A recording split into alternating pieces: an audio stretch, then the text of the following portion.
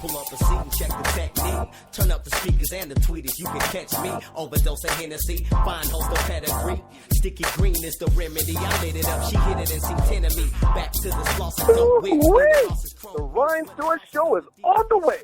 Like Nas Esco. Nigga, let's roll. I can show you how to get it on the low. Kicking flows, pipping hoes on the stroll. It's a daily routine. Niggas sticking to the script like a bitch in Maybelline. Some niggas want the money and some niggas want the fame. Some niggas want it all. Weighing heavy in the game. Pushing heavy on your brain. Switch a lane to entertain. Blowing suckers out the brain. That's why I'm potent as the cane. There's a million ways for you to try to step and get played. Just remember one thing. We ain't nothing you can tame. There's a million ways to ride. You want it? Choose one. Still dipping in the pain. Blowing on the blunt. Jealous niggas want to stunt, they don't be riding like that. If it wasn't for the music, I'd be pulling the strap. There's a million ways to ride, you want it? Choose one, still dipping in the bay, blowing on the blunt. Jealous niggas want to stunt, they don't be riding like that. If it wasn't for the music, I'd be pulling the strap. Homie, ain't nothing changed me, I'm still riding on Vogue. Sit the hand, puffin' tank, still fucking with the hoes. Withdraw from the bank, got my left hand froze. Take a 5-minute break, now I'm back with the flows. Who said the game was gonna phase me? Guess what? The Ryan Stewart Show. 2 minutes away. 2 minutes. She pregnant, I'll accept it, but I hope that Jimmy saved me. That West Rider shit. Niggas smashing, getting high with an extra clip. See me flashing, nigga, lay low. It's just the way the game goes. Push back, slow your roll. Even though I spit it cold, lightning strikes like spinal cords and baby seats. Niggas lean back. I come off, son. I'm on one. Sorry, I don't hold my tongue. I just let it hang, man. Deep like we gang bang. Bleed from the same veins. Black card maintain. Throw them things. There's a million ways to ride. You want it? Choose one. Still dipping in the bay, blowing on the blunt. Jealous niggas want to stunt, they don't be riding like that. If it wasn't for the music, I'd be pulling the strap. There's a million ways to ride. You want it? Choose one. Still dipping in the bay, blowing on the blunt. Jealous niggas want to stunt, they don't be riding like that. If it wasn't for the music, I'd be pulling the strap. There's a million ways to ride. You want it? Choose one. Still dipping in the bay, blowing on the blunt. Jealous niggas want to stunt, they don't 1 be minute. riding like that. 1 minute. 1 minute, Ryan Stewart, you're on. On. Jealous niggas wanna stunt, they don't be riding like that. If it wasn't for the music, I'd be pulling the strap.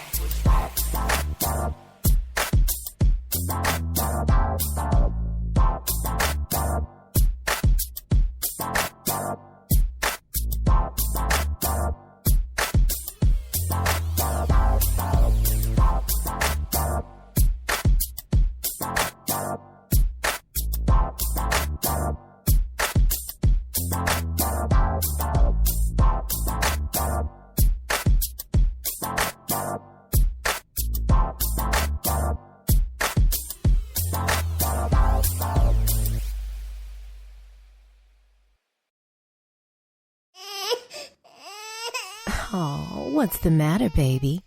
Tired of waiting? Ladies and gentlemen, dogs and poodles, guess who's back? Fresh off the Plizzane! You know my dang name! Back from Radio Exile, The Carpool Drop-Off, and Donuts with Dad. Mr. Mom, let's pick a kid up, drop a kid off. For everybody's favorite line stepper, the wait is finally over. Used to rabbit dance all the time, all around the city.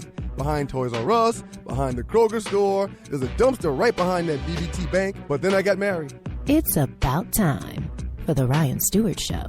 Hot like hot sauce.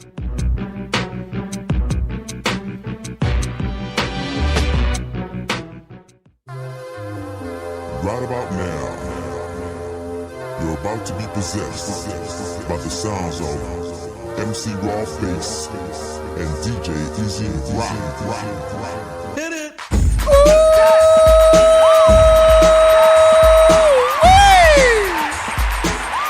Yeah, you were a little loud just now. Welcome to the Ryan Stewart Show, man. Gotta thank God every minute of every day, and I am glad that you are spending the next hour with me. Yes, sir. It's a truth session. A what? A truth session. Yeah. The next hour, along with my brother Doug, will truly be the Ryan Stewart Show, and it's a truth session. Well, let's make sure and let's get something on the record now. Yes. This is not my show. Oh, I have nothing no. to do with No. this. And again, I am just a keeper. Every day that I come in here, you're getting an inch closer to being walked the hell out. Yes. I just need the buttons. You got the computer here. You got this equalizer thing. You got this. There's a lot going on in your studio. And once I figure it out, I'm going to ask you to please leave. Right, I understand that. I am just a keeper of sanity around here, of business around here. That's all. It's going to be a true session, man. And speaking of business, shouts out to the good folks at Halcyon Organics. Check them out at halcyonessentials.com. So in actuality, I drove 25 hours within a week. Right, yeah. 14 hours and 20 minutes up there and 15 hours and 10 minutes back, and we had to stop coming back. We ate breakfast. Right. So my body can't handle that. My back, my neck, everything is bad. For people that didn't know, you went to New York City last week. Yes. Yeah. My head is bad. So to be cooped up in that car for 15 straight hours, it's tough on a brother. Yeah. So as soon as I got back, the first stop was dropping the kids off and going over to Halcyon Organics so I can get my medicine. Right.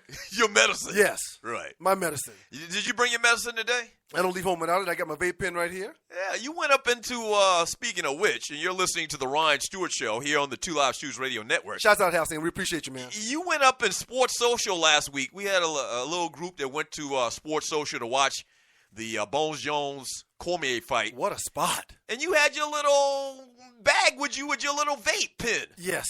You're not addicted to that shit, are you? No, I am not addicted. There's nothing to be addicted to, as marijuana is not something that you can get addicted to.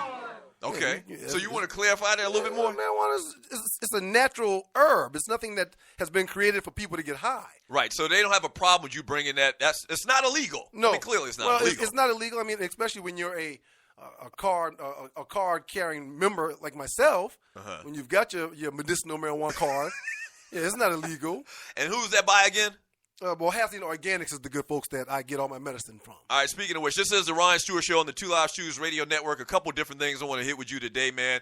Number one, you kind of led me into it just now. We went to this spot last week, and I actually posted a little video online called Sports Social, which is at the Battery, which is kind of like this Atlantic Station type setup around the Braves' new stadium, SunTrust Park. It's dope. It's dope as hell. It's dope. That might be the best sports bar I've ever been to in my life. There's no doubt about it.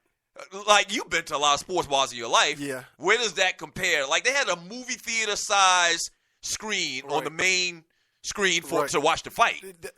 I've never been in a bar that's like that. And I've been to some of the best spots in New York, some of the best spots in L.A. I've seen fights in other countries where they make a big to-do at a spot. And there's nothing that's state of the art.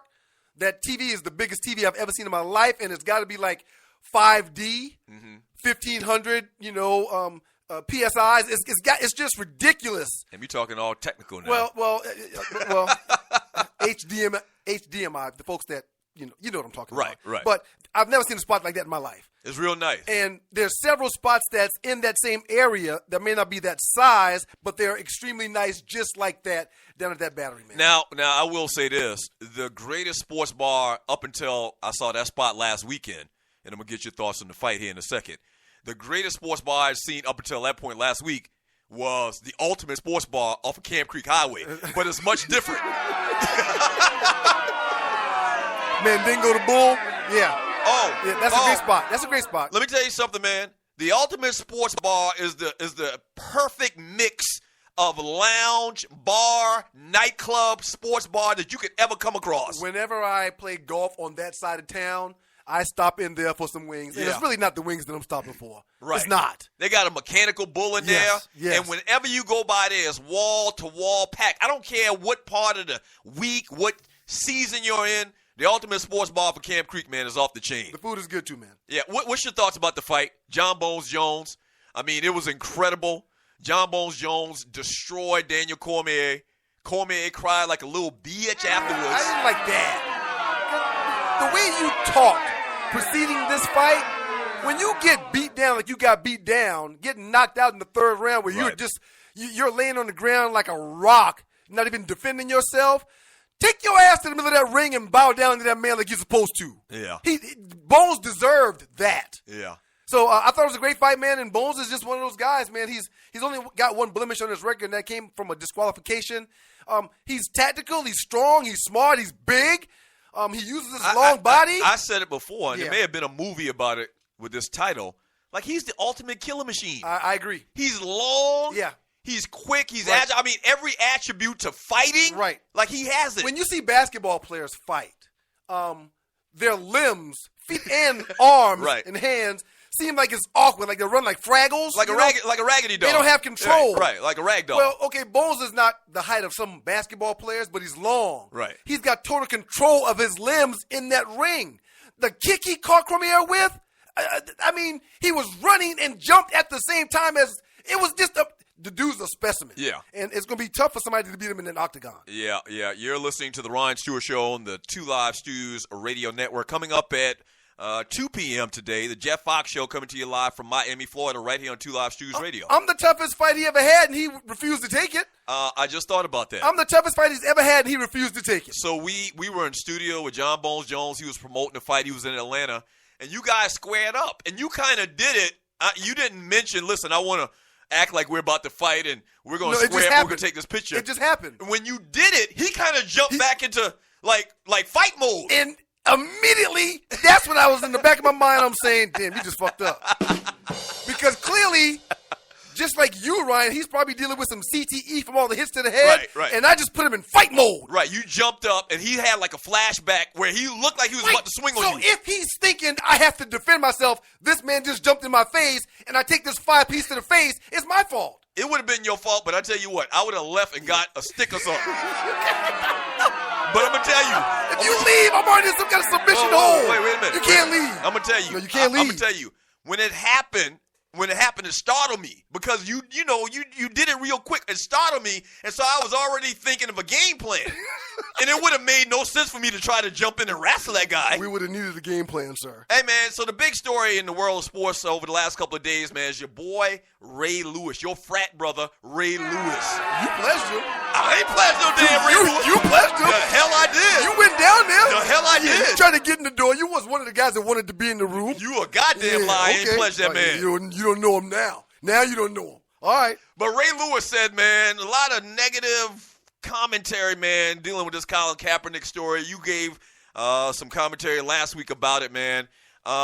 Ray Lewis telling Colin Kaepernick just to be quiet, man, and not speak out, not protest, and not, get into all of this conversation about social injustice. What are your thoughts? I'm sure you've heard what Ray Lewis had to say.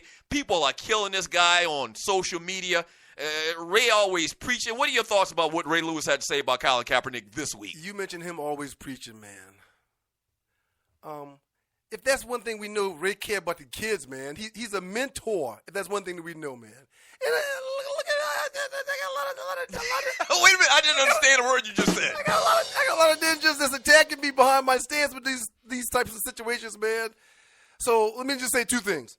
Does Ray not care about people, in your opinion? I think he does. I said this on my show this week. Okay. I don't think that Ray Lewis is that smart of a guy. I don't think he understands the veracity of the words that come out of his mouth. He's the nigga that we decided to give a platform to. Right.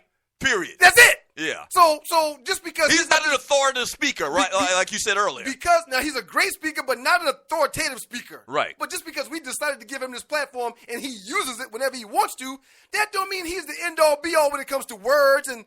Okay, man. Well, he don't speak for people. He's speaking for himself. Let me back up. Okay. Nobody gave Ray Lewis this mantra of being speaker for black people. Okay, thank you. But somehow him, Jesse Jackson, Reverend Al, they don't speak for black people. But somehow the media has given him that mantra. He's respected.